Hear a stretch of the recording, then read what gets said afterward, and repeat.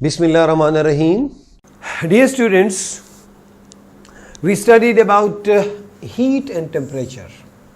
और हमने टेम्परेचर के डिफरेंट स्केल्स का भी जिक्र किया और वो स्केल्स कौन कौन से हैं और उनको किस तरीके से मेजर किया जाता है आज हम ये सीखेंगे। लेकिन I am telling you before we take a start कि इस टॉपिक के लिए आपको बहुत ज़्यादा फोकस करना पड़ेगा, आपके फुल अटेंशन की ज़रूरत है। जब आप ये वीडियो प्ले करना शुरू कर दिया, अब आपने सारे काम छोड़ के इसको सुनना है। अगर पहली बारी में ना समझ आ जाए तो इसको दोबारा सुनना है ताकि जो मेरा ऑब्जेक्टिव है वो मेरा जो एसए लॉ है उसके आपको समझ आ जाए। कॉमन स्केल्स ऑफ टेम्परेचर कौन कौन से हैं और उनके 3 अपने अपने फॉर्मूले हैं, यानी हर एक को अपने फॉर्मूले से हम मेजर करते हैं। There are 3 common scales of temperature: Fahrenheit, Celsius scale and Kelvin scale. और ये स्केल्स क्या है, किस तरीके से इनकी मदद से हम टेम्परेचर को मेजर करते हैं। I am going to show you a beautiful picture. See this picture, right. तो प्यारे बच्चों, आपने यू कैन सी हियर, ये जो लिया गया है this is taken upon the boiling point and freezing point of water, right. मैंने आपको बताया था कि टेम्परेचर क्या है, ये हॉटनेस भी है और कोल्डनेस भी है। अब पानी जब आपके पास हो रूम टेम्परेचर पे तो वो किस फॉर्म में होता है प्यारे बच्चों? लिक्विड फॉर्म में। आप लोगों ने 3 स्टेट्स ऑफ मैटर भी पढ़ी थी और वहां पे भी हमने डिटेल से वाटर को 3 स्टेट्स में पढ़ा था। कौन कौन से थे प्यारे बच्चों? जब ये ऊपर जाएगा तो ये गैसियस स्टेट में चला जाएगा। इस वक्त ये किस स्टेट में है? लिक्विड में। और अगर हम फ्रिज में रखेंगे, फ्रीज करेंगे तो ये बर्फ बन जाएगा। आइस किस फॉर्म में आ जाएगा? Solid, liquid and gas. हमने आपको टेम्परेचर स्केल समझाने के लिए वाटर इसलिए लिया है क्योंकि आप लोग अच्छी तरह जानते हैं कि वाटर बॉयल भी हो जा सकता है और वाटर फ्रीज भी हो सकता है। आपको मैं बताऊं मेरे प्यारे बच्चों, जब पानी को हम फ्रिज में डालेंगे तो इसका टेम्परेचर नीचे जाएगा। कितना नीचे जाएगा? 0 डिग्री सेंटीग्रेड। और अगर हम इसको बॉईल करना शुरू कर दें, हीट इसको दे इतनी हीट दें कि वो गैस में, जब इसका टेम्परेचर 100 से अप हो जाए तो ये क्या हो जाएगा? बॉईल हो जाएगा। तो एक चीज और आप लोगों ने सीख ली, वाटर का बॉइलिंग पॉइंट। क्या बोलते हैं? Boiling point. और बॉइलिंग पॉइंट ऑफ वाटर कितना है? 100 डिग्री सेंटीग्रेड। देख लिया प्यारे बच्चों, डिग्री सेंटीग्रेड। और वाटर का फ्रीजिंग पॉइंट क्या है प्यारे बच्चों? फ्रीजिंग पॉइंट है जब पानी को हम फ्रिज में रखते हैं और इसका टेम्परेचर कम करते हैं। जब ये टेम्परेचर 0 तक पहुंच जाए तो हम क्या कहते हैं कि ये क्या है? ये फ्रीजिंग पॉइंट है। तो हमने आपको टेम्परेचर मेजर करने के लिए किस चीज का एग्जांपल लिया है? वाटर का। और वाटर का बॉइलिंग पॉइंट क्या है? 100 degree centigrade.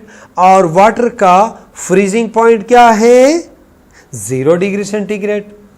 So my dear students, आप लोग इस टेक्स्ट को जरूर पढ़ें, लेकिन आपने इस टॉपिक के लिए फोकस करना है मेरे लेक्चर पे ताकि आपको आसानी से इस पॉइंट की समझ आ जाए। मैंने क्या बताया प्यारे बच्चों?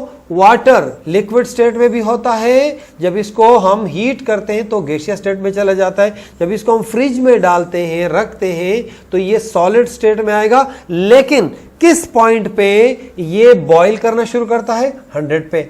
जिस पॉइंट पे ये बॉईल करना शुरू करे बॉइलिंग पॉइंट कहलाता है।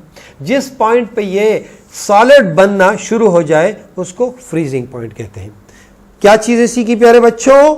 Water has 3 states: solid liquid gas, solid liquid gas, यानी 100 डिग्री सेंटीग्रेड पे ये गैस होना शुरू होता है और 0 डिग्री सेंटीग्रेड पे ये बर्फ बनने शुरू हो जाता है।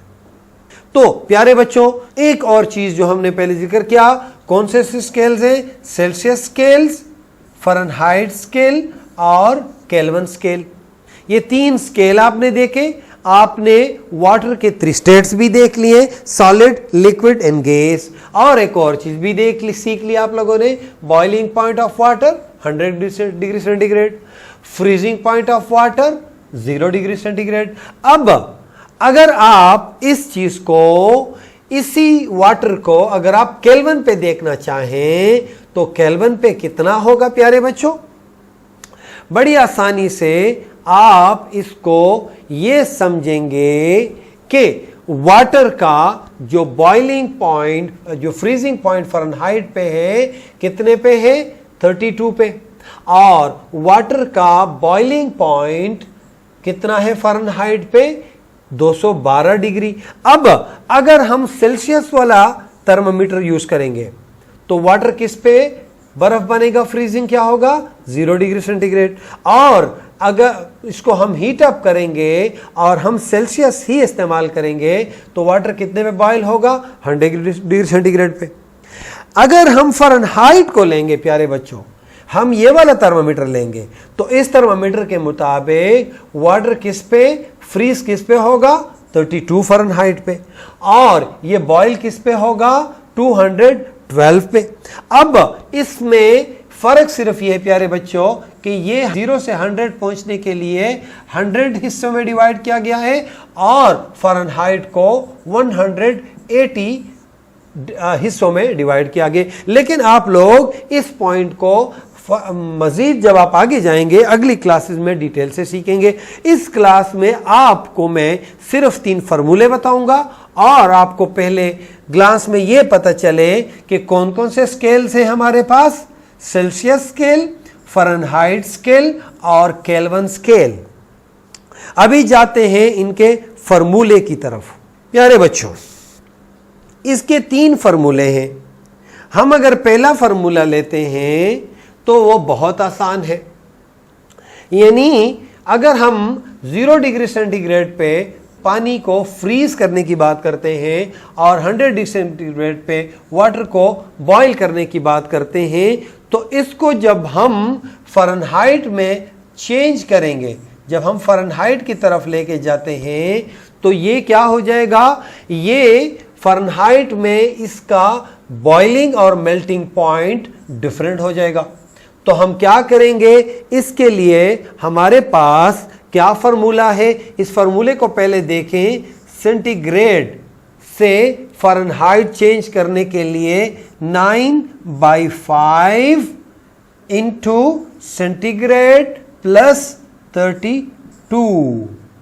ये फार्मूला कैसे बना? ये प्यारे बच्चों इस तरह बना कि मैंने आपको बताया था कि सेंटीग्रेड 0 से स्टार्ट होता है और फ़ारेनहाइट किस से स्टार्ट होता है? फ़ारेनहाइट स्टार्ट होता है प्यारे बच्चों। अभी हम जाएंगे इनके फार्मूले की तरफ कि इसके 3 फार्मूले कैसे बने हैं।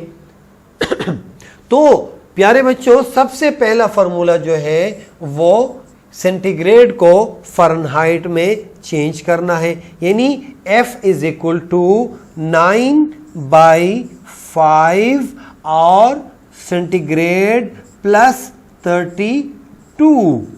ये कैसे बना? मैंने जिस तरह आपको बताया था, वाटर का जो फ्रीजिंग पॉइंट था वो सेंटीग्रेड पे कितना था? 0 और फ़ारेनहाइट पे कितना हो गया? 32। जब ये फ़ारेनहाइट पे 32 हो गया तो मैंने इसलिए इसमें 32 प्लस कर दिया।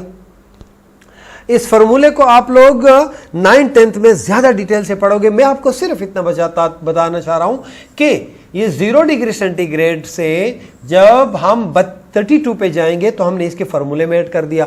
और 9/5 क्यों हो गया? क्योंकि ये 180 हिस्से में डिवाइड है और ये 100 में डिवाइड है। अगर तुम क्या करो, 180 और 100 को डिवाइड कर दो तो आपके पास 9 और 5 आ जाएगा।